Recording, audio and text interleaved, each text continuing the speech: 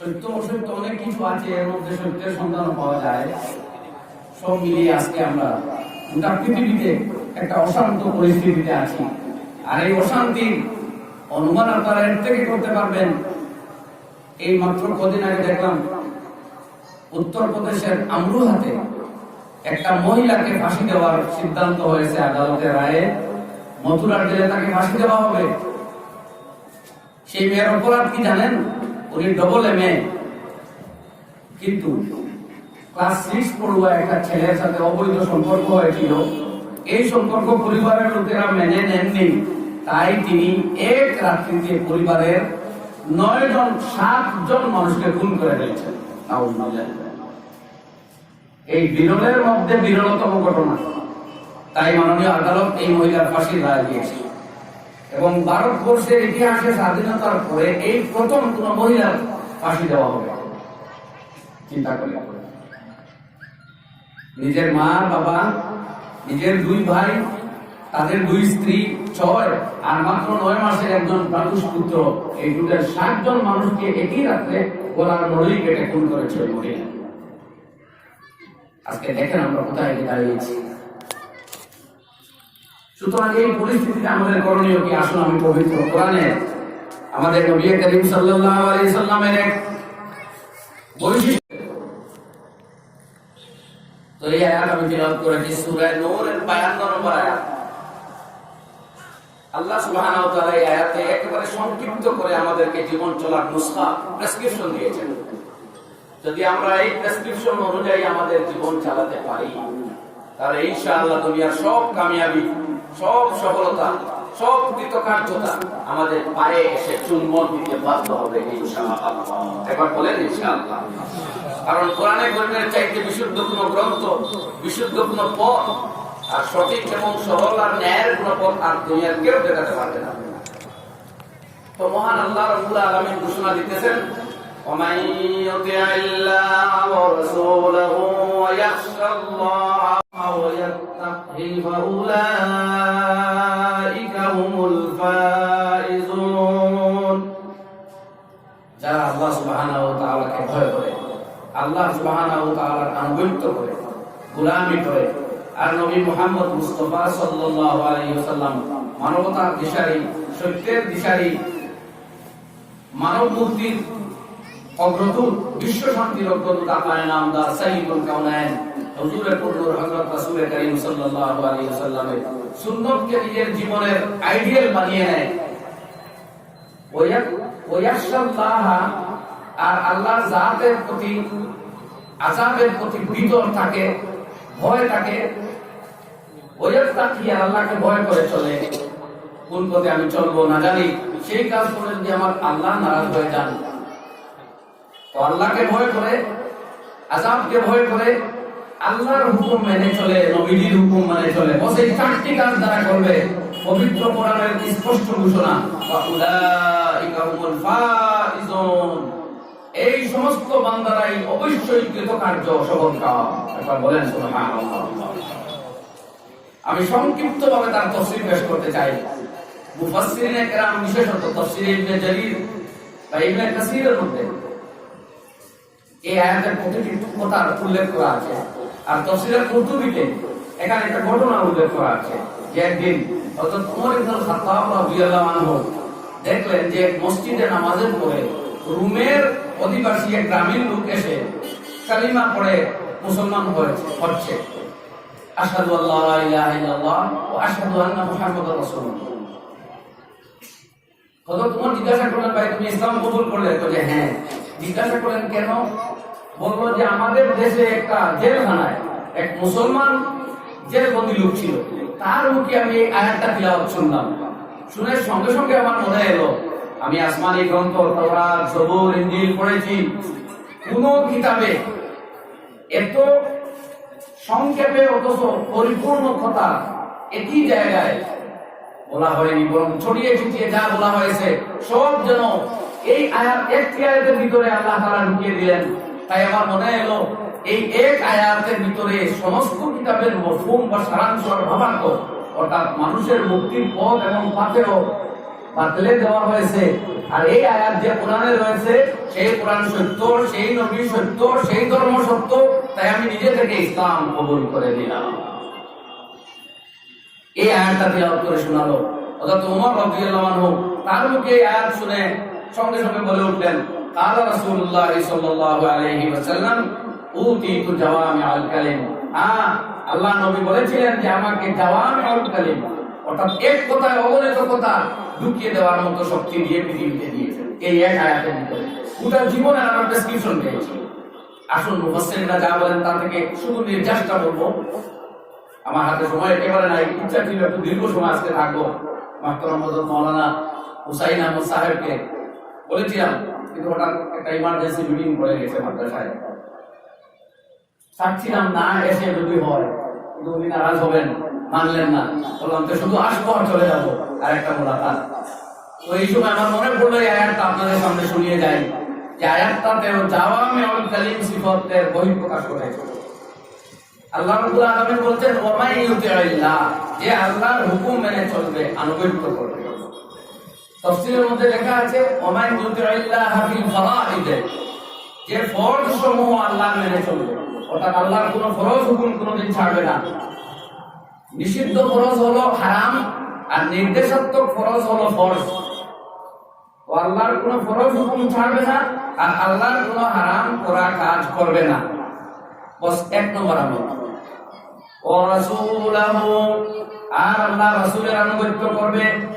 তার মানে ওয়ায়ুতিউর রাসূলা ফি সুনান, অর্থাৎ নবী করিম সাল্লাল্লাহু আলাইহি ওয়াসাল্লামের আনুগত্য করবে, কথা মেনে চলবে সমস্ত সুন্নতের মধ্যে।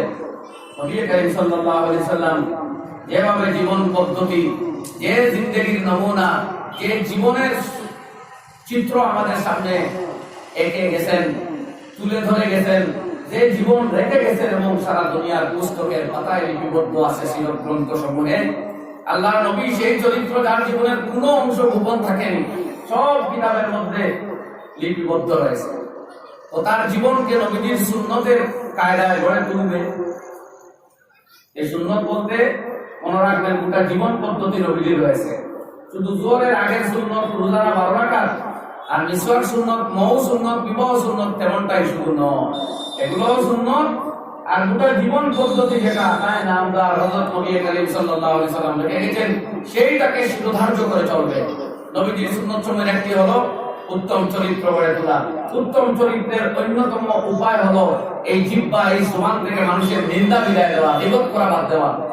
এই দিল থেকে মানুষের প্রতিহিংসা, হিংসা, বিদ্বেষ আর দুশ্মনী বিদায় দেওয়া। এই মনের মধ্যে কোনো মানুষের অনিষ্ট আর কষ্ট দেওয়ার ধারণা সরিয়ে দেওয়া। এই কয়েকটা হলো উত্তম চরিত্রের নমুনা। সেই উত্তম চরিত্র হলো নবীজির সবচেয়ে বড় গুণ। সেই নবীজির উত্তম চরিত্র গ্রহণ করা হলো বড় ধরনের সুন্নত। তাই সুন্নত বলতে নামাজ, রোজা, মিসওয়াক, মধু সহ অগণিত সুন্নত যেভাবে সুন্নত, তাই নবী করিম সাল্লাল্লাহু আলাইহি ওয়াসাল্লামের স্টাইলে আর পদ্ধতিতে জীবন কাটানোর পদ্ধতি তরিকা অবলম্বন করাও সুন্নত। তাই ওয়ামাই ইউতিইল্লাহ ওয়া রাসূলাহু অর্থ হলো যে ফরাইজে আল্লাহর সব হুকুম মানবে, আর সমস্ত সুন্নতগুলো নবীজির শিরোধার্য করে নিজের জীবনে অবলম্বন করবে, গ্রহণ করবে। 2 3 নম্বর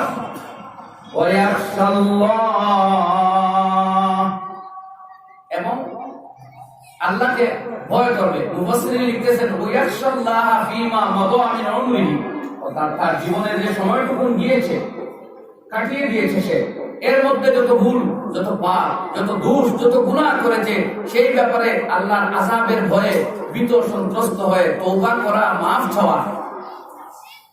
আশিয়তের সম্পর্ক অতীতের সাথে, তাই আল্লাহ তাআলা জানিয়ে দিলেন ওয়ায়াখশাল্লাহ, আর আল্লাহকে ভয় করে মানে অতীত ব্যাপারে, অর্থাৎ যা চলে গেছে গুনাহ, পাপ, অন্যায়, ত্রুটি, বিচ্যুতি, এগুলোর বদলা যখন আল্লাহর আযাব আসবে, এর ভয়ে তওবা করে মাফ চাওয়া, আল্লাহর দরবারে কাতর মিনতি করা, অনুনয় বিনয় করা, এক কথায় তওবা করা। তওবা হলো সবচেয়ে বড় হাতিয়ার। হাদিস শরীফে এসেছে কওমের উপরে আল্লাহর আযাব একবারে নিকটে এসে গিয়েছিল, এরা সম্মিলিতভাবে যখন তওবা করতে লাগলো, আল্লাহ রাব্বুল আলামিন তাদের তওবার বিনিময়ে তাদের আযাব সরিয়ে দিলেন। আর কোরআনে ওয়াদা রয়েছে ওমা কানাল্লাহু মুআযিবাহুম ওয়া হুম ইস্তাগফিরুন, যতদিন আপনার উম্মত আল্লাহর কাছে মাফ চাইতে থাকবে ততদিন পর্যন্ত আসমানি আযাব আসবে না। তাই তওবা হলো আল্লাহর শাস্তি থেকে বাঁচার সবচেয়ে বড় হাতিয়ার। আজকে বিশ্বজুড়ে মুসলিম জাতির উপরে যে নির্যাতন, আমি আগে বলেছি বিবেকবান মানুষ নির্যাতিত আজকে, আর মুসলমানরাও নির্যাতিত। আজকে ফিলিস্তিনের খবর নিন, চায়নার খবর নিন, মায়ানমারের কথা বলুন, ইয়ামানের কথা বলুন, আর সারা বিশ্বে যে জুলুম চলতেছে মূল কথা কারণ। আর আজানের আওয়াজ শোনার পরে কয়টা পা মসজিদের দিকে রওনা দেয়। পরের বেটি বাগনির সুন্দর চেহারা যারা জানা অথবা অজান্তে এই বেহায়াপনার শিকার হয়ে রাস্তায় বেরিয়ে বেড়াচ্ছে, কয়টা যুবকের চোখ ওই সমস্ত চেহারা দেখার পরে সঙ্গে সঙ্গে আল্লাহর হুকুম মেনে নত হয়ে যায়। যখন আমাদের এই অবস্থা নেই তাহলে কারণ কি? উপরওয়ালা নারাজ হয়ে চুকা হ্যায়, আল্লাহ নারাজ হয়ে গেছেন। তাই কখনো আল্লাহর শাস্তি কোভিড-19, কখনো এইডস, কখনো গনোরিয়া, সিফিলিস, আর কখনো জালিম বাদশা। এগুলো আল্লাহর আযাবের বিভিন্ন রূপ। আসলে আল্লাহ নারাজ হয়ে গেছেন, তাই বিভিন্ন রূপে শাস্তি দিতেছেন।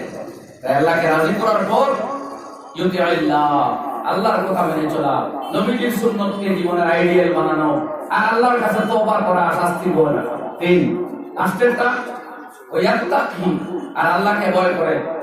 তাফসীরে লেখা আছে ওয়ায়াত্তাকি ফিমা বাকিয়া মিন উমরিহি, তার জীবনের যেটুকু সময় অবশিষ্ট আছে সেই ক্ষেত্রে আল্লাহকে ভয় করে কোনো পাপ করতে না যাওয়া, হারাম করতে না ধরা, কোনো নেশা মুখে না দেওয়া, অন্যের ইজ্জত নষ্ট করার চক্রান্তে লিপ্ত না হওয়া, কাউকে কষ্ট দেওয়ার চিন্তা না করা, বিদ্বেষ, হিংসা ইত্যাদি পরিত্যাগ করে পবিত্র হৃদয় নিয়ে নিজের আমলে দিয়ে নিজের জীবনকে গড়ে তোলা।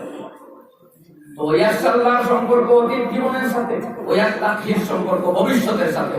ভবিষ্যৎ জীবনে আল্লাহকে ভয় করে পাপের যাবতীয় রাস্তা ত্যাগ করা, এই চারটা কাজ আল্লাহর আনুগত্য, নবীজির আনুগত্য সুন্নতে, আল্লাহর আনুগত্য ফরাইজে, অতীতের গুনাহের উপরে তওবা করা, মাফ চাওয়া আযাবের ভয়ে, আর ভবিষ্যতে চলার জন্য আল্লাহর হুকুম মেনে চলা, হারাম পথে না যাওয়া। এই চারটা কাজ যখন উম্মত করবে, আল্লাহর ঘোষণা ওয়া উলাইকা হুমুল ফাইজুন, ওয়া উলাইকা নিশ্চয় ওই সমস্ত লোকেরা হুমুল ফাইজুন, এরাই সফল কাম, এরাই কৃতকার্য। চিল্লায় এখন সুবহানাল্লাহ। এটা কোরআনের ওয়াদা, কোন মানুষের ওসিয়ত উপদেশ নয়।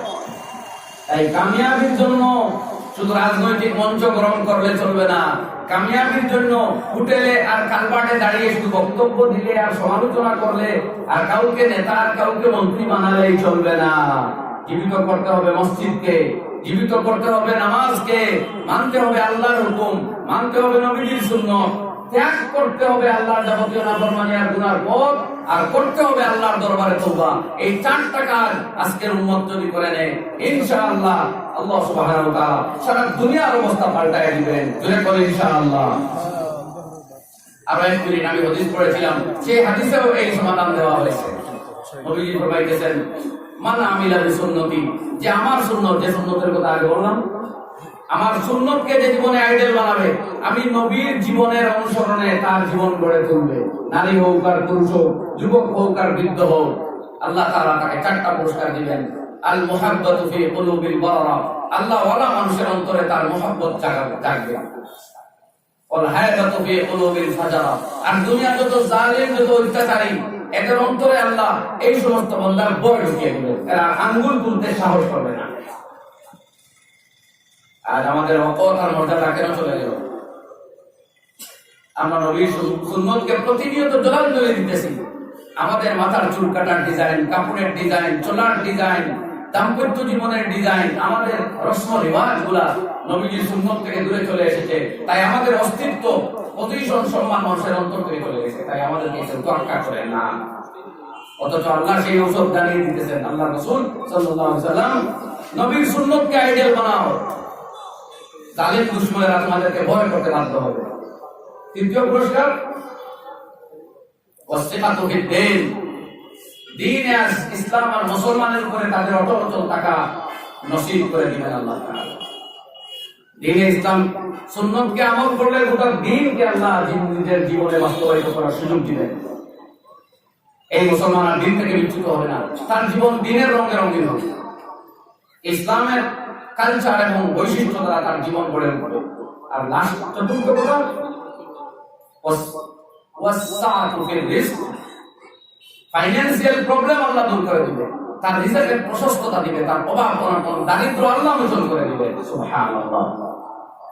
তো নবীর সুন্নতকে যারা আইডিয়াল বানায় তাদের প্রতি মানুষের শ্রদ্ধা বাড়ে, মহব্বত বাড়ে, ইজ্জত বাড়ে, আর দিনের উপরে অটল থাকা নসিব হয়, আল্লাহর নৈকট্য লাভ হয়, আর দারিদ্র আল্লাহ মোচন করে সুখ শান্তি ইজ্জত এবং হালাল মাল দিয়ে মালামাল করে তার জীবন ধারণ করার সুযোগ করে দেয়। সুবহানাল্লাহ। আসুন এই কথাগুলো আমরা জীবনে প্রতিফলিত করি। আমি সংক্ষিপ্ত ওই 2-4টি কথা শুধু আপনাদের মধ্যে পেশ করলাম।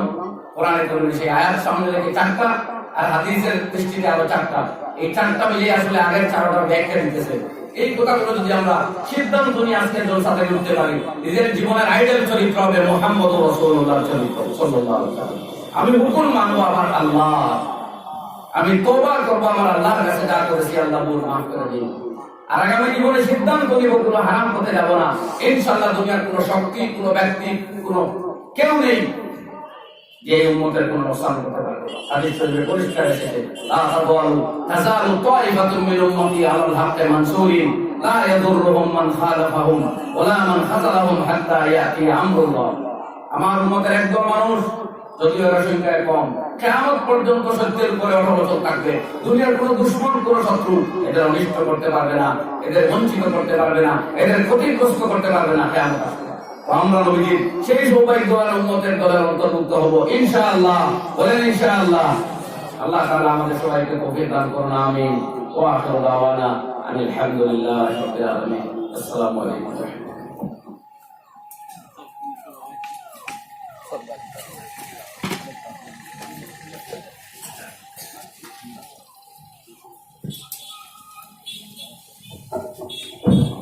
আলহামদুলিল্লাহ, আমাদের সম্মুখে অত্যন্ত সারগর্ভ মূল্যবান বক্তব্য রাখলেন